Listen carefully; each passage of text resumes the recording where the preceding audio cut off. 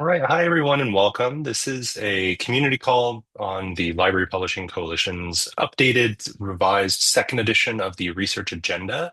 I'm Matt Hunter. I'm the chair of the research committee for 2025-26, and I'm joined by my colleagues Melissa DePino, Brad Long, Karen Snell-Farrell, Talia Perry, and Jason Cohen, who are all part of the research committee.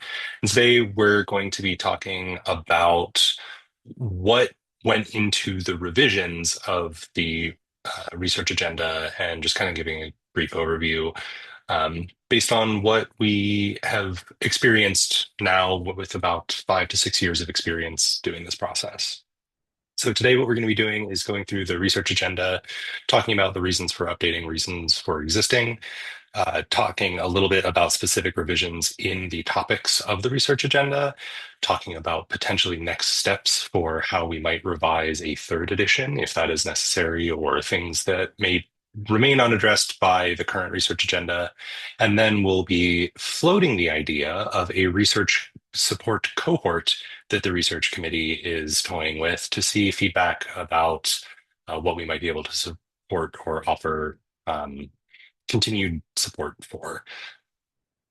So I'm going to go ahead and get started. And what I'd like to do is, for those that haven't seen it before, some of you may be familiar.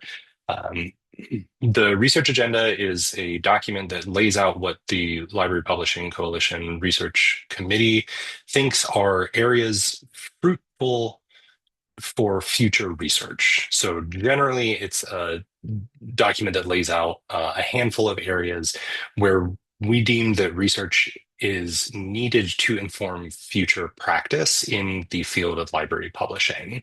There are 6 key topic areas: assessment, labor, accessibility, non-traditional research outputs, peer review, and partnerships. And for each of these key sections, we've outlined a topic summary defining what we think the reason for inclusion in this research agenda is, why this is an area of needed continued research in the agenda, a handful of sample research questions to get folks started thinking about the types of things that might be interesting to continue further, and a curated selection of initial readings or resources that we feel like someone diving down the path of researching this topic might be served well by, to get a general sense of what the questions in this field are. So the main thing is to kind of spur future research, not to answer questions from the research committee or the Library Publishing Coalition first.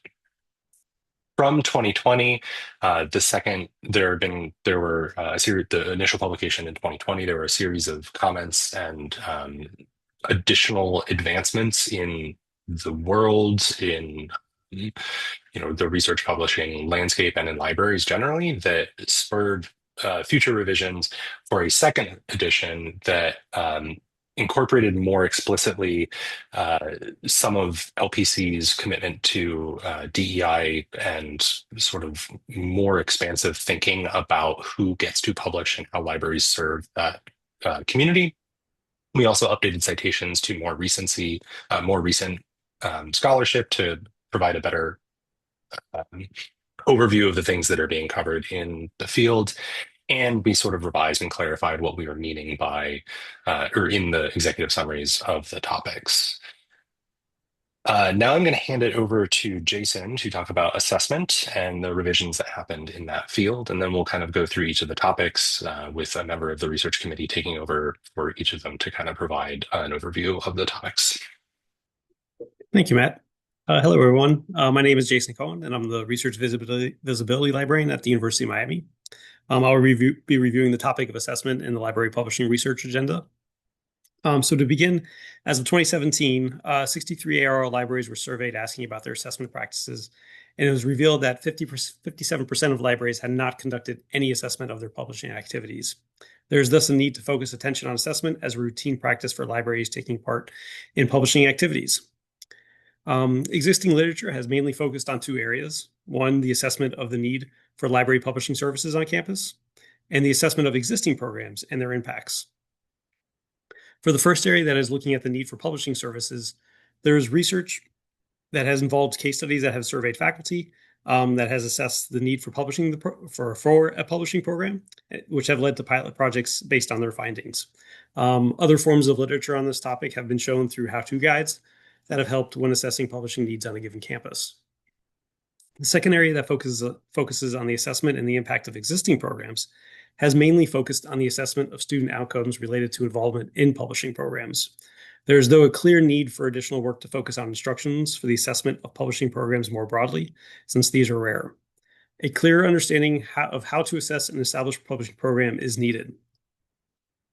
To help potential and current library publishing programs, the assessment will require additional published examples of assessment activities in other libraries that other libraries can use as models. It's important that library publishers who wish to assess their programs know what success would look like and what measures could be used to determine whether it has been achieved. One avenue that may provide guidance could be additional research on how to develop publishing programs that can be meaningfully assessed. To conclude, additional examples of assessment activities will be needed to help libraries with their own assessment practices and require a community effort to achieve these goals. Some questions and topics that we may all want to think about include success. What does it look like in the framework of library publishing? Also, how to meaningfully assess these programs, as well as assessment tools and techniques.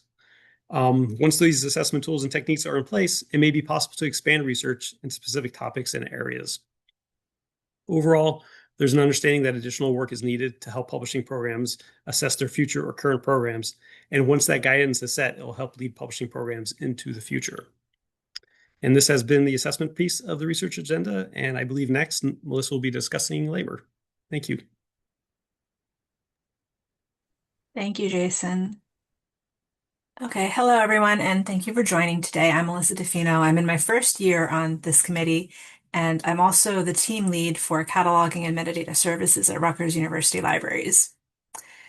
So I'd like to take a few minutes just to walk through the labor section of the research agenda. The labor section is meant to help us think critically about the people who make library publishing possible, what their work looks like, how it's supported, and how it's valued. It's a space for asking questions about the structures, expectations, and assumptions that shape our roles. In other words, it's not just about identifying the labor, it's about understanding the conditions around that labor and what those conditions mean for equity, sustainability, and the future of the field. Now, I wasn't on the committee that carried out this revision. As I said, this is my first year here, but I've spent time with their work and I'm glad to help share the thinking behind these updates. One of the guiding principles for the overall update was the decision not to create a standalone DEI section. Instead, the committee wanted to acknowledge that equity, its presence, its absence, and its uneven distribution touches every part of library publishing. So rather than isolating it, they wove equity considerations throughout the entire agenda. You'll see that reflected clearly in the updated research questions, including those in the labor section. Originally, the labor section focused on defining who does library publishing work. That was an important starting point, but as the field has grown, the committee recognized that simply identifying the labor wasn't enough. The revised version takes a step further and asks harder, more structural questions about the conditions surrounding that labor. This meant looking directly at longstanding inequities within academia. For example, library workers contribute meaningfully to the research life cycle, but are rarely treated as equal partners to other faculty. That imbalance doesn't disappear when we step into publishing roles. In fact, it often becomes even more visible. And I said other faculty, but I should just say faculty because in some institutions, library workers are not faculty.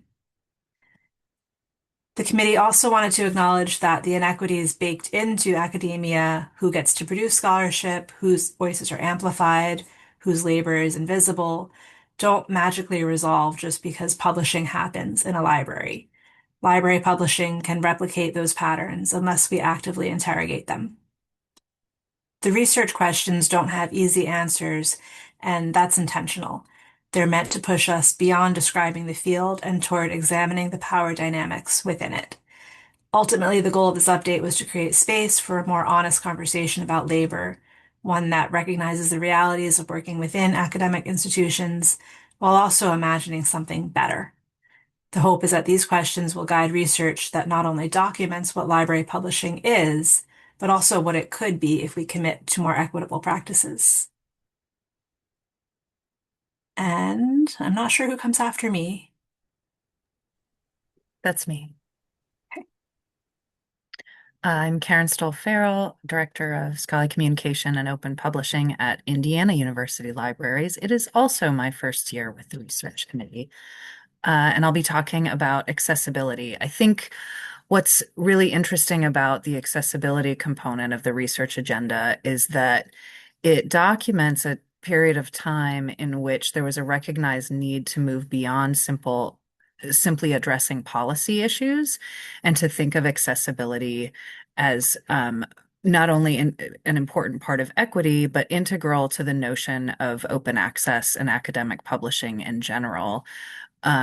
So this version 2.0 talks about that the broad dissemination of quality research being the goal of academic publishing, that accessibility has to be a core component of that. And then they sort of go on and set up a few gaps and needs.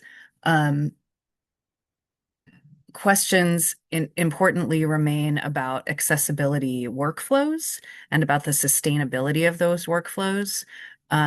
There's a gap there that I think is only brought even further to the fore with the new ADA requirements that weren't actually documented in this current version.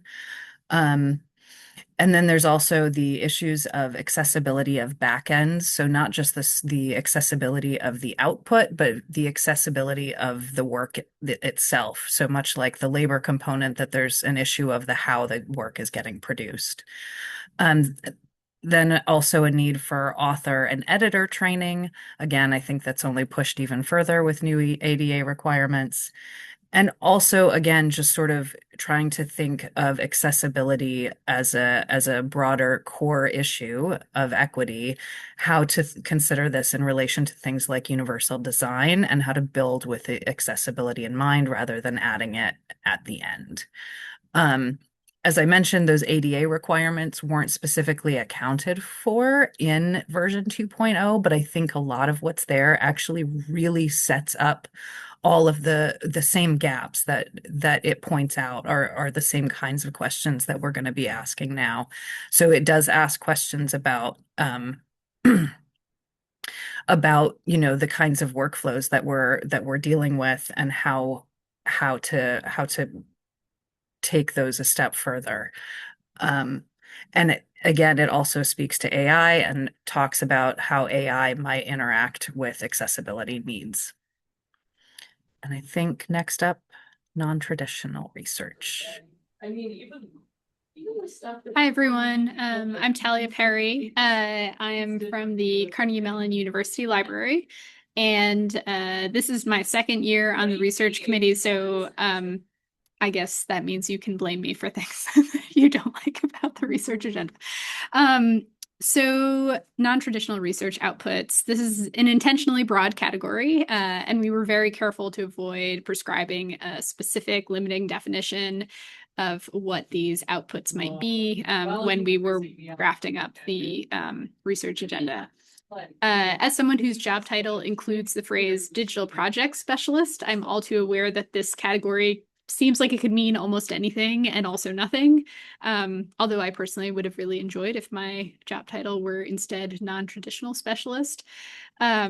Digital scholarly projects certainly are a starting point for this topic, especially projects that stray far from our expectations in format of a manuscript or a journal, but also in the infrastructure workflows and the kinds of support that these kinds of projects require. 6 years ago, when the first draft of the agenda came out, wasn't exactly the Wild West of digital or non-traditional scholarship. Time, though, has offered increasingly more examples to sort of hone in on best or at least better practices, especially with regard to sustainability and preservation. Many of the readings and questions introduced in the first iteration of the research agenda, first and foremost, look at understanding the role of publishing and publisher within these contexts. And even if we left non-traditional research outputs mostly undefined, we recognize that there are shared issues faced by creators and publishers whose work might be categorized as such. Throughout much of academia, there's this kind of scholarship comes with often a baggage of certain negative assumptions. Researchers diverging from traditional workflows are necessarily also breaking with traditional forms of evaluation. So building on this, the research questions added in the new edition extend the conversation to the reception of non-traditional forms, especially in the context of academic promotion and tenure, and extensive long-term inequity and scholarly recognition more broadly. To look for ways in which publishers might help contextualize and advance and advocate for these works as viable and robust forms of scholarship in their own right. I believe that Brad is up next with peer review.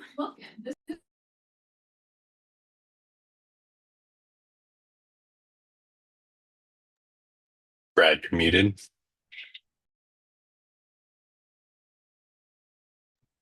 Sorry about that. My name is Brad Long, and I'm the Embedded Health Sciences Librarian at the Penn State College of Medicine and Penn State University Libraries. And I'm also a first-year member of this committee, and actually my first year involved with the Library Publishing Coalition. So looking at version 2 of this peer review,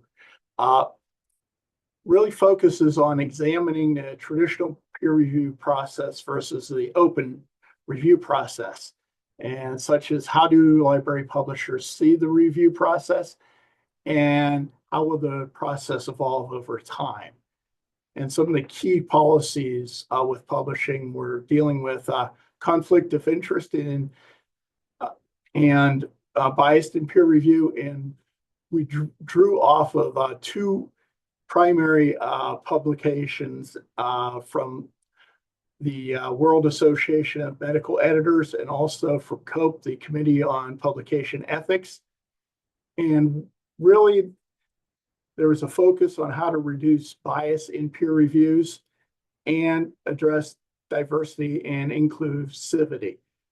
So there's a push to adopt and increase inclusivity in peer review, not just at the Library Publishing Coalition level, but in peer review process throughout the publication industry.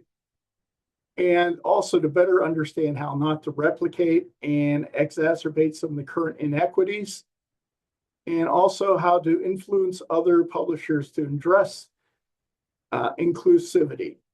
So basically, we're just taking a look at how the peer review process is currently evolving and how to respond and influence that process. And next is, I forget. Me again. Yeah. Our other committee member, Matt Goldberg, can't be here today, but he is helping us in a lot of ways with this project, but he had some conflicts today, so I'm taking over. So the final topic is partnerships. And so in the revised version, the research agenda tries to more explicitly call to mind the idea of assessing what partnerships means for library publishing programs. And so obviously leveraging partnerships with university presses in an era of increasingly stringent controls over academic output and budgets and staffing. The agenda calls for assessment of what partnerships models can look like, as well as partnership organizations and goals, communal goal setting and things like that. The research agenda also calls out that we ought to be looking for other partnership models that may benefit library publishing moving forward, such as with scholarly societies and learned organizations that may be reverting back to a model of partnerships that harkens back to original publishing, sort of in the pre-20th century models of scholarly publishing. And so, as the research agenda calls for us to think about partnerships in terms of organizational partnerships, it also asks us to think about ways that we can leverage partnerships at the smaller term, where thinking about vendors and sort of publishing houses with their cohorts of staff members that can be leveraged for various different things that maybe budgets restrict from library publishers, and make better use of communal resources in that way. It also asks us to think about how we can encourage partnerships and take advantage of the things that we have through our place often in the center of campus academic and intellectual life, where we can think about working with academic departments and student staffing, which ties into the more holistic questions that were already talked about in the rest of the agenda when thinking about labor and equity and assessment for how these partnerships are deemed successful or not. Uh, so all of this has been done over the course of 5 years since the publication of the original research agenda.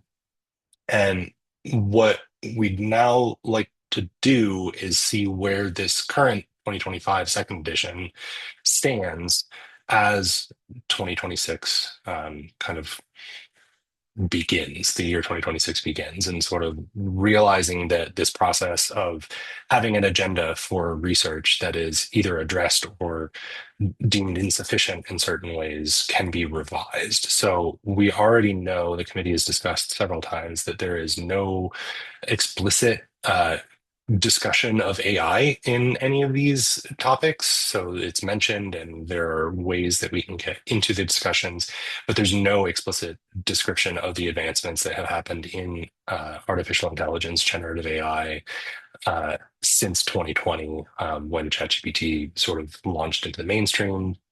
We'd also like to hear, is this something that we ought to be planning on scheduled or recurrent revisions, or only when necessary? This agenda ought to be something that is found useful by the committee. I'm sorry, not by the committee.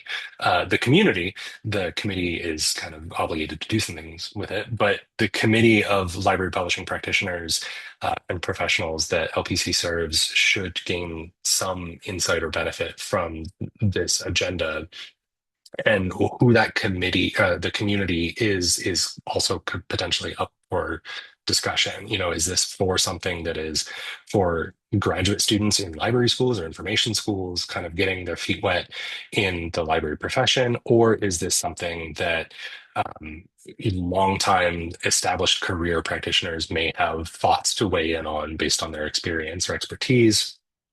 And then likewise, we don't currently have a way of tracking the impact of the research agenda, except for one explicitly called out in the scholarship that is inspired by it. So are there better ways to potentially track inspiration for research projects that stem from the research agenda? Is this something that is being utilized by the community, or is it being sort of put to the side and maybe isn't addressing the needs that we originally thought it were? So what we'd like to do now is turn off the recording and open up the floor to attendees to sort of just give feedback about what they think, if they've thought about the research agenda much beyond the last 20 minutes or so of our presentation. But we'd welcome feedback, and the committee and I look forward to hearing from you.